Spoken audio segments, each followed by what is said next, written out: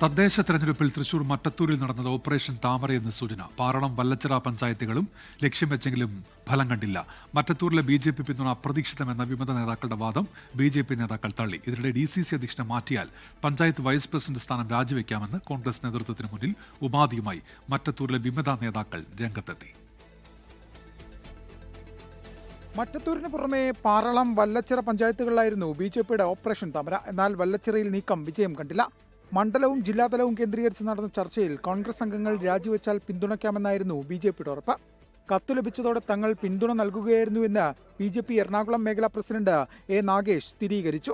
ഭാരതീയ ജനതാ പാർട്ടിയെ ഒരാളെ പോലും BJPയിലേക്ക് ക്ഷണിക്കാനോ അധികാരം പങ്കിടാനോ യാതൊരു ശ്രമവും നടത്തിയിട്ടില്ല. ഭാരതീയ ജനതാ പാർട്ടിയെ സംബന്ധിച്ച് രണ്ട് പാർട്ടിയിൽ നിന്നും രാജിവെച്ച ആളുകൾക്ക് പിന്തുണ നൽകുമെന്ന ആ പാർട്ടിയുടെ നിലപാടാണ് മറ്റത്തൂരിൽ ഞങ്ങൾ നടപ്പാക്കിയിട്ടുള്ളത്. മുൻകൂട്ടി ചർച്ചകളില്ലെന്നും അപ്രതീക്ഷിതമായ പിന്തുണയാണെന്നുമുള്ള സഖ്യനേതാക്കളുടെ വാദം തള്ളുകയാണിത്. അതിനിടെ KPCC നേതൃത്വത്തിനു മുന്നിൽ സഖ്യനേതാക്കൾ ഉപാധികളും മുന്നോട്ട് വെച്ചിട്ടുണ്ട്.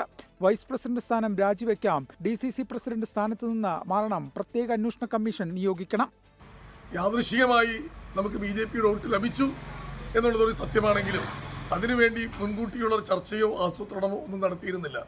മാത്രവുമല്ല, അത്തരമൊരു അവസ്ഥയിലേക്ക് പാർട്ടിയെ കൊണ്ട് എത്തിച്ചത് DCC പ്രസിഡന്റ്, ബ്ലോക്ക് പ്രസിഡന്റ് ഉൾപ്പെടെയുള്ള പാർട്ടിയിലെ നേതാക്കന്മാരാണ്.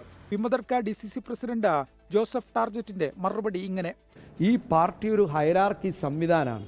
താഴെ ഒരു തെറ്റ് പറ്റി അല്ലെങ്കിൽ അവർക്ക് പരാതികളുണ്ടെങ്കിൽ മോൾത്തട്ടിലേക്ക് കൊടുക്കാം.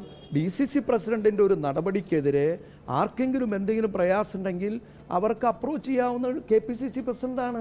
പാർട്ടിയുടെ നിലപാട് BJPയുടെ വോട്ട് കിട്ടി അല്ലെങ്കിൽ വർഗീയ പാർട്ടികളുടെ വോട്ട് കിട്ടിയാൽ അത് രാജിവെക്കണമെന്നാണ്. അത്രേ ഞാൻ ആവശ്യപ്പെട്ടു. മറ്റത്തൂരിൽ മുൻ DCC പ്രസിഡന്റ് ജോസ് വെള്ളൂരിന്റെ നേതൃത്വത്തിൽ സമാന്തര DCC പ്രവർത്തിക്കുകയാണെന്ന് കോൺഗ്രസ് നേതാക്കൾ കുറ്റപ്പെടുത്തി.